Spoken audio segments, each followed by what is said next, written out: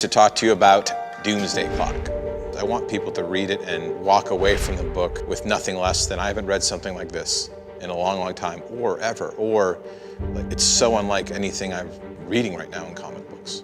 This year we released a handful of panels from the book, but they're all chosen for a specific reason. The first one is a very tight close-up of this sign, the end is here, and it's a direct correlation and contrast of the original sign that Rorschach held that we started with, the end is nigh, in the original Watchmen, and I really wanted to say, oh no, the end is here. Like, there is the threat of the end in Watchmen.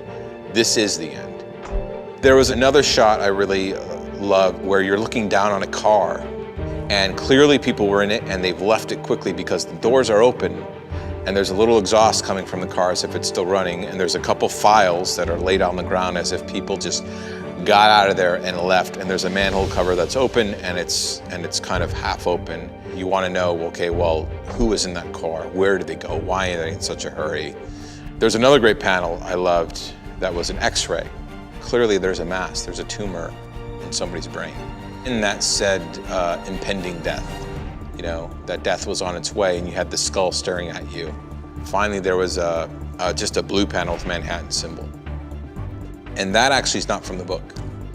That actually was I wanted something that represented Dr. Manhattan that was going to be released with all these other images, because Dr. Manhattan is the one character we've talked a lot about and seen and said he is going to be, I mean, he's on the cover, one of the covers of Doomsday Clock #1. And so I wanted that image to be there just to help kind of umbrella everything under Dr. Manhattan. Gary Frank was the only one that could draw this book.